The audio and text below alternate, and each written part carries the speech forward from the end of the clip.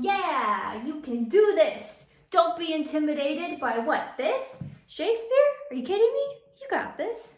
Hey guys, Serena Cashmere here. Today I'm going to walk you through The Tempest by William Shakespeare. I'm going to take you through the actual text where I have highlighted specific lines that bring you through all of the major plot points and character details of the play. The Tempest. Prospero is basically some sort of wizard magician, and he's on an island with his daughter Miranda. And the rest of the men are on a boat in the middle of a storm that Prospero has commanded. For then thou wast out 3 years old. So Miranda was 3 years old when she got to the island. 12 years since, Miranda, 12 years since. And they've been on the island for 12 years. 3 and 12, she's 15 years old. My brother and thy uncle called Antonio. So Antonio is her uncle. Favorite line alert. This isn't a huge plot point, I just like this line. He says, "To what tune pleased his ear, that now he was the ivy which had hid my princely trunk." But it's a beautiful way of saying that Antonio is evil and Prospero is great. The good parent did beget of him a falsehood in its contrary as great as my trust was, which had indeed no limit. So Prospero very much trusts his brother Antonio. He did believe he was the duke out of the substitution in executing the outward face of royalty. So Antonio took on all the responsibilities of being the duke, and so he thought he should be the duke rather than his brother Prospero. My library was dukedom large enough. So Prospero is reading in the library where his brother is actually acting as duke. A treacherous army levied. One midnight fated to the purpose, did Antonio open the gates of Milan, and in the dead of darkness the ministers for the purpose hurried thence, me and thy crying self. So his brother got an army together to get rid of Prospero. So dear the love my people bore me, nor set a mark so bloody on the business. So because the people loved the real duke, Prospero, they didn't kill him. A rotten carcass of a boat, not rigged, nor tackle, sail, nor mast. So they put him on a boat that was a really shoddy boat. Some food we had, and some fresh water, that a noble Neapolitan Gonzalo, out of his charity, who being then appointed master of his design, did give us, with rich garments, linens, stuffs, and necessaries. And then also my own library. So basically Gonzalo gave them all the things that they needed to survive, and so Prospero likes Gonzalo. All right, now enter Ariel, who is a spirit who serves Prospero, so the two of them are talking. And Ariel has just done Prospero's bidding, which is to create the storm with the ship that all the men are in. And Ariel explains that he has burned in many places the boat, and there are thunderclaps going on. All but mariners plunged in the foaming brine and quit the vessel. Then all afire with me, the king's son Ferdinand with hair upstanding, then like reeds not hair was the first man that leaped. So all the men are freaking out about the storm, they all jumped out of the boat, and Ferdinand, who is the king's son, he jumped out first. And Prospero is like, "Yay, good for you, why that's my spirit." And then Ariel's like, "Yeah, but no worries, they're safe, not a hair perished. And troops have dispersed about the isle, the king's son I've landed by himself." So Ferdinand is by himself, and all the other troops are just randomly scattered. Safely in harbor is the king's ship, so the ship is also safe. The rest of the fleet is bound sadly home for Naples, supposing that they saw the king's shipwrecked and his great person perish. So all of the people who are not main characters got sent back home thinking that the king died. Ariel is like, "Give me freedom. I have not told any lies, I've not made any mistakes, I've served you without grumbling, and you promised that you would set me free within a year." And Prospero is like, "Did you forget the foul witch Sycorax? This blear-eyed hag was Hitherbro with child, left by the sailors." And so Ariel was a spirit who served this witch named Sycorax, and he was left by the sailors and became her servant, and then she confined him in a tree for 12 years. and she died during that time, and so he was stuck in the tree. He doesn't have the shape of a human, and the witch's son's name is Caliban, who now Prospero takes as his servant. So now Caliban, the witch's son, is Prospero's servant. Prospero, upon coming to the island, let Ariel out of the pine tree. He then says, "Don't worry, after 2 days, I'll let you go. For now, don't let anyone see you. Be invisible to everybody except me." He says, "Let's visit Caliban, my slave, who never yields us kind answer. 'Tis a villain. He does make our fire, fetching our wood." So Caliban, who is the son of Sycorax, is now the servant of Prospero, and he curses them out and collects their wood for fire. Enter Caliban. So Caliban says, "This island's mine because Sycorax was my mother, and you took that from me." He also says, "I'm the only subject you have." And Prospero says, "You tried to rape my child." Yes, that's what it says. I couldn't get over it either. "Thou didst seek to violate the honor of my child." Remember 15-year-old Miranda? Yeah.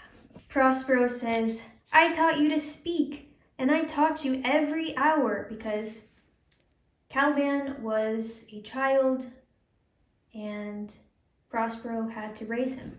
"I taught you my language, and you profited from it, but all you do now is curse." So he's like, "Great, I taught you how to speak, and all you do is curse." He then threatens Caliban, who gets freaked out and says, "I must obey, his art is of such power." Now, art in this book is basically magic. So because Prospero is a wizard, just know when he says his art, he's saying his magic is very powerful. Ariel comes in and starts singing, but remember he's invisible to everyone except Prospero. So Ferdinand, who is the king's son, who is left all alone, says, "Where should this music be?" Meaning, why is there music playing on an island? "I have followed it." So he's literally following the sound of music. Miranda comes in and says, "What is it, a spirit?"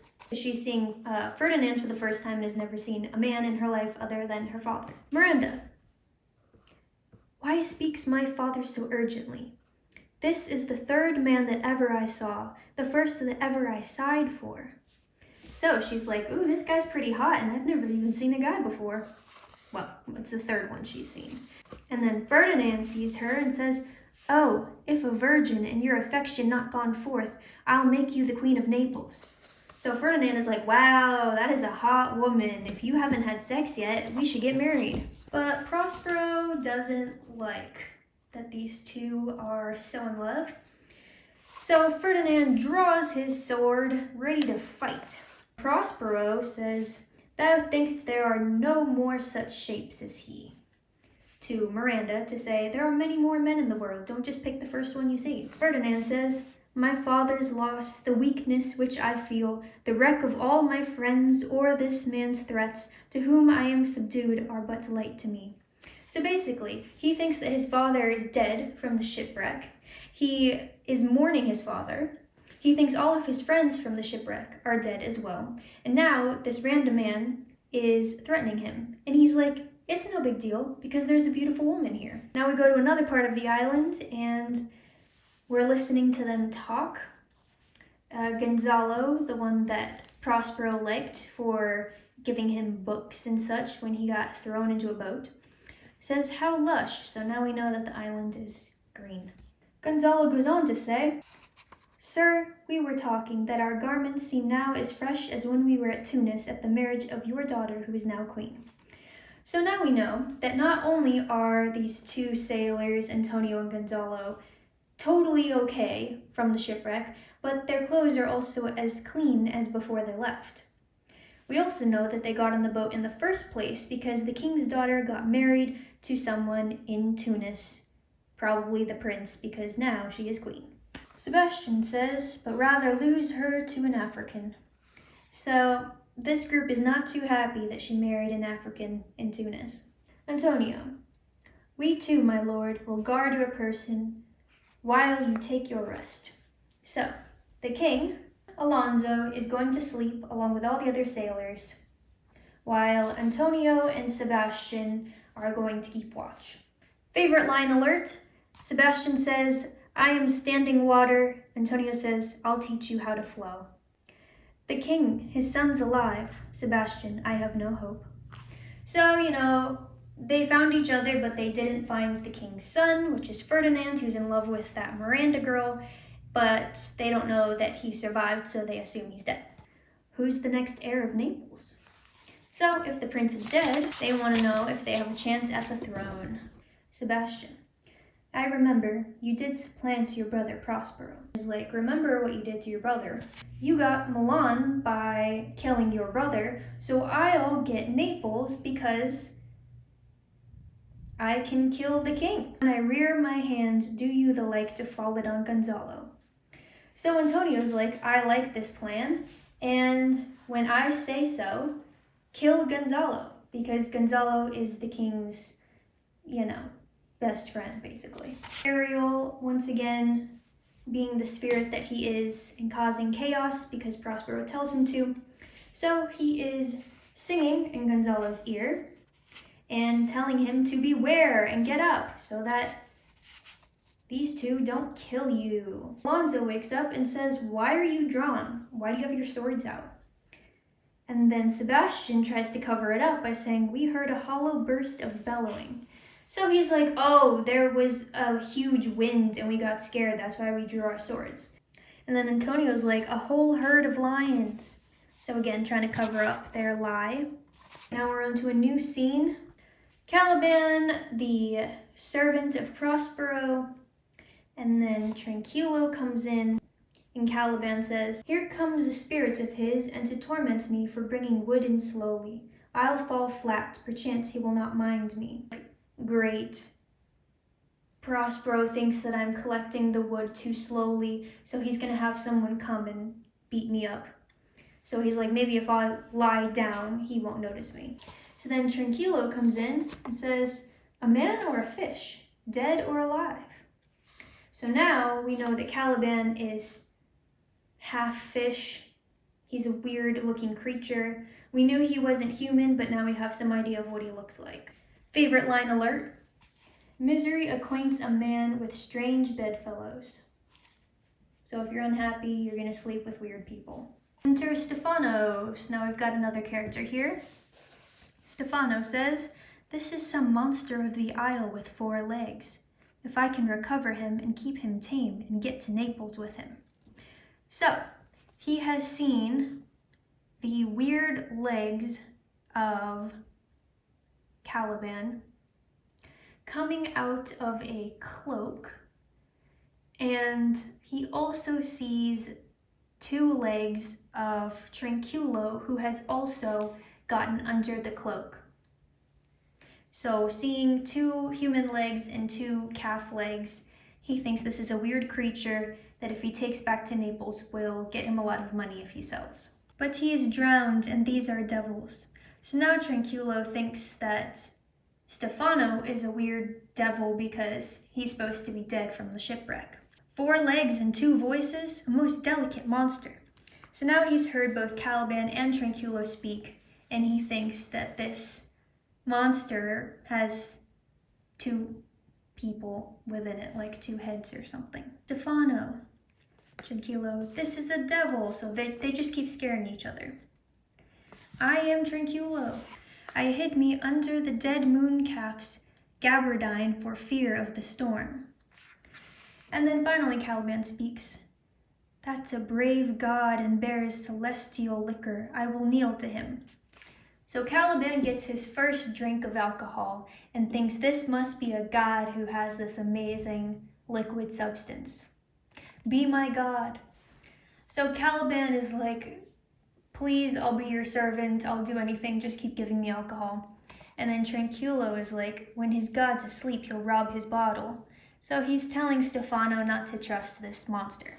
Caliban, and I with my long nails. So now we know Caliban has long nails. Stefano, the king and all our company else being drowned, we will inherit here. So again, Stefano and Tranquillo think they're the only ones that survived the shipwreck, and they think that they are the new kings of the island, the king's son. The mistress which I serve quickens what's dead and makes my labors pleasures. he is carrying logs. And so he's saying, because there's a beautiful woman, it's not so bad to haul these logs around. I must remove some 1,000 of these logs.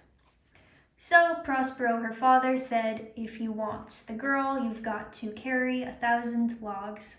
Miranda comes in. My father is hard at study. Pray now, rest yourself. I'll bear your logs the while. So she's like, don't worry, I'll carry the logs. You're working hard.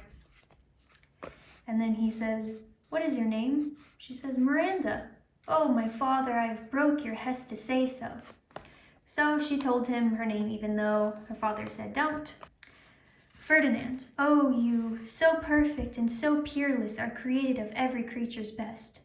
So he's like, I've never met a woman like you. And then she goes, no woman's face remember. I would not wish any companion in the world but you. So she's like, I've never seen a woman before, but even if I had seen other men, you would still be the best one there is.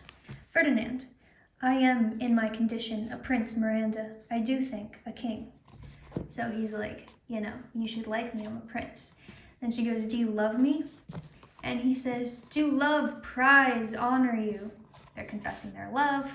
Miranda, I am your wife if you will marry me. If not, I'll die your maid. Isn't that nice? She's like, if you won't marry me, I'll be your slave. But, it's Shakespeare. We're going to just try to move on. Also, this is kind of important here because it shows Miranda's willing to carry his logs. She's the one proposing. She's the one asking, do you love me? This is super unheard of back in the day of Shakespeare. And it just shows that she has been raised uncivilized on this island. She doesn't know that there are customs such as the men must do those things, but he thinks it's so innocent and wonderful and that she's this pure creature he's never seen before. Back to Stefano and Trinculo with Caliban. So remember, Caliban's the creature, and these two are the drunkards that just found out the other one was alive. Half a fish and half a monster? So once again, we see that Caliban is probably half fish. He's got calf legs, he's got long nails. The poor monster's my subject, and he shall not suffer indignity. So Stefano has taken Caliban as his slave and is defending him against Trinculo. Caliban, if thy greatness will revenge it on him. So now we're talking about revenge. Caliban is saying, there is someone who's in charge of this island that's not you, but if you kill him, then I won't have to serve him anymore and the island will be yours. Ariel, our spirit who creates havoc. Thou liest. Then Stefano says, interrupt the monster one word further, and by this hand I'll turn my mercy out of doors. So Stefano is threatening Trinculo. Now this is because, remember, Ariel is invisible to everyone except Prospero, but he can still be heard. So the three of them are hanging out, and then they just hear this voice that says, thou liest. And it's to Caliban. So Stefano looks at Trinculo like, why are you saying that my slave is lying? And then Trinculo is like, I did nothing. Out of your wits and hearing too? He's like, are you crazy? And you can't hear anymore? What's going on with you? Caliban, remember first to possess his books, for without them he's but a sot, as I am, nor hath not one spirit to command. So Caliban's like, you want to kill the guy, you want to be the king, what you have to do is take his books, because the books are what give him his magical powers. Is it so brave, alas? She will become thy bed. He's got a daughter who is beautiful, and you will like to sleep with her. Stefano, monster, I will kill this man. His daughter and I will be king and queen.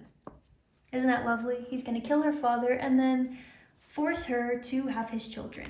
Okay, so now we're back with the rest of the gang. So remember, Alonso is the king, and Antonio is the brother who kicked Prospero out, but thinks that he killed him. Alonso the king. He is drowned. We'll let him go. So the king is mourning the death of his son, Ferdinand, who we know is very much alive on another part of the island. Antonio to Sebastian. So remember, these two are plotting to kill Alonso the king. Let it be tonight, for now they are pressed with travel. So he's like, we've traveled all over looking for Ferdinand, the son. We didn't find them anywhere. Everyone is so tired from traveling, it will be best to kill them now while they are tired. Thunder and lightning happen. Ariel comes in. You are 3 men of sin. I have made you mad. Remember, for that's my business to you, that you 3 from Milan did supplant good Prospero.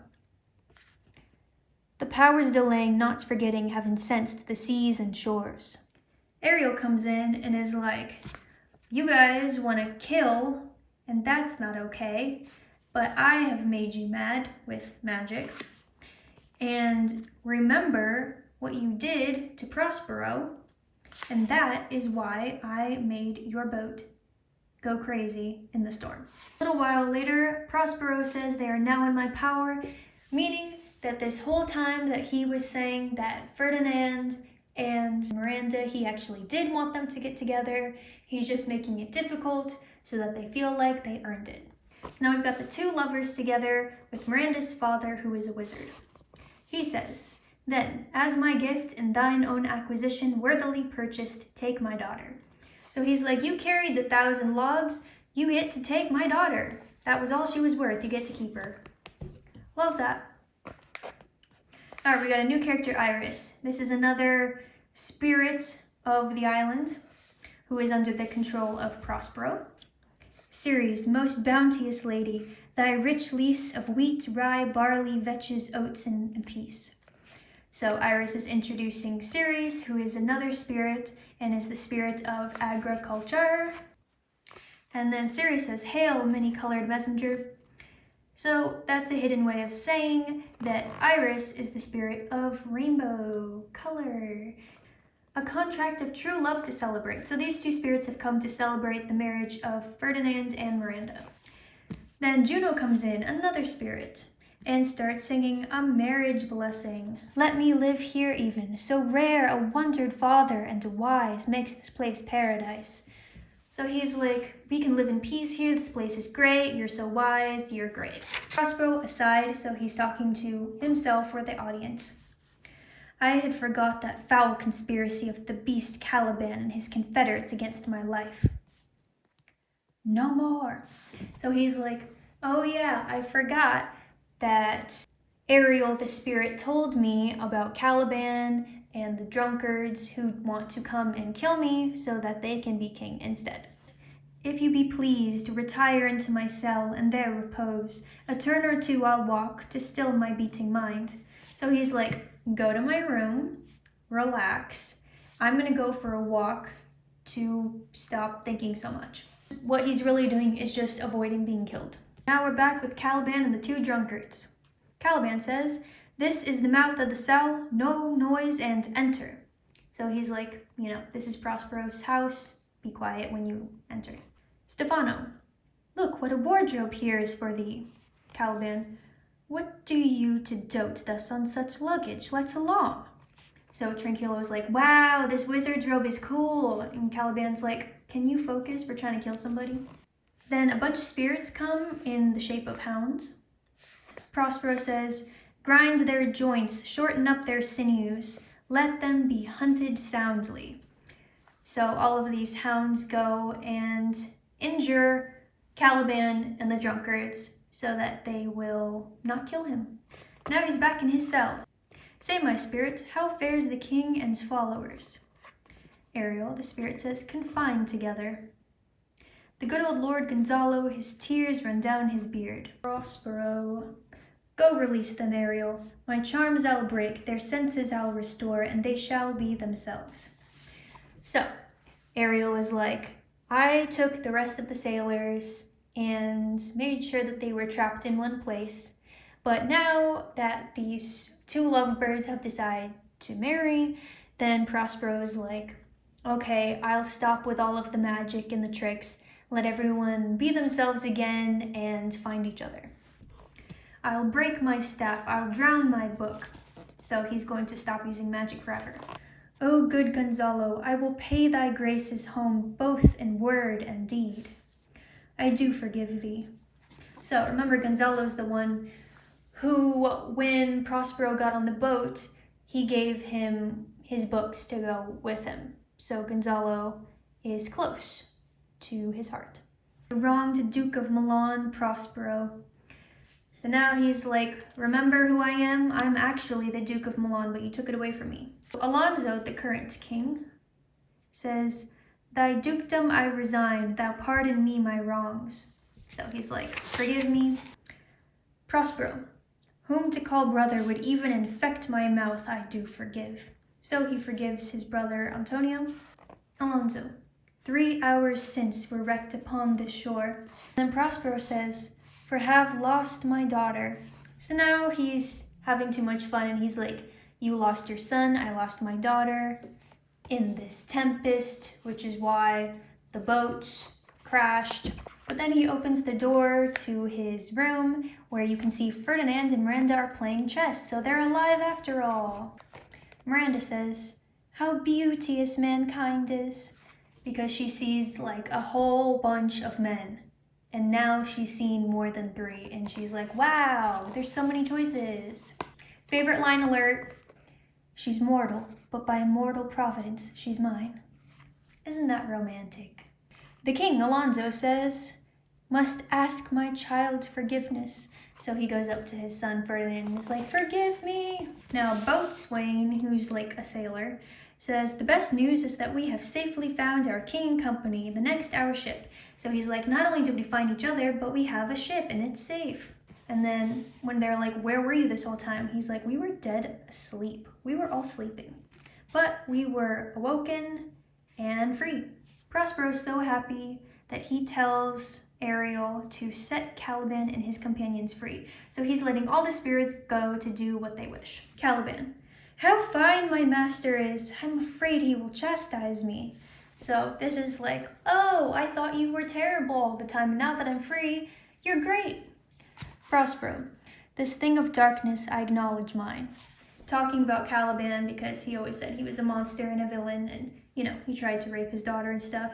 So he's like, yeah, this dark creature is mine. What a thrice double ass was I to take this drunkard for a god. So Caliban is like, I am so sorry that I thought this guy could be my new master just because he had alcohol, but I am so sorry. And in the morn I'll bring you to your ship, and so to Naples. So Prospero's like, I will get you on a ship and you will be able to go back home, where I have hoped to see the nuptial of these our dear beloved solemnized, and thence retire me to my Milan. So he's like, we'll all celebrate the marriage, and then I'll go back to Milan, where I am the rightful duke. I promise you calm seas, so I'm not going to make another tempest. Tempest meaning storm. And then lastly, he talks to Ariel. That is thy charge. Then to the elements be free, and fare thou well. So he's like, Ariel, make sure that we get home safely, that I am back to Milan, where I'm the duke, and after that, you will be free. Pardon the deceiver, dwell in this bare island by your spell, but release me from my bands. Let your indulgence set me free. So now he's talking to the island and he's like, release me of my magic. I'm ready to be a normal human. Congratulations, you made it through the Tempest. I hope that this was helpful and kind of fun and helped you to see the text and get the understanding and feel like you actually read the play. Make sure to subscribe, hit the notification bell. I have videos every Monday and Thursday, and I'll see you in the next video. Bye.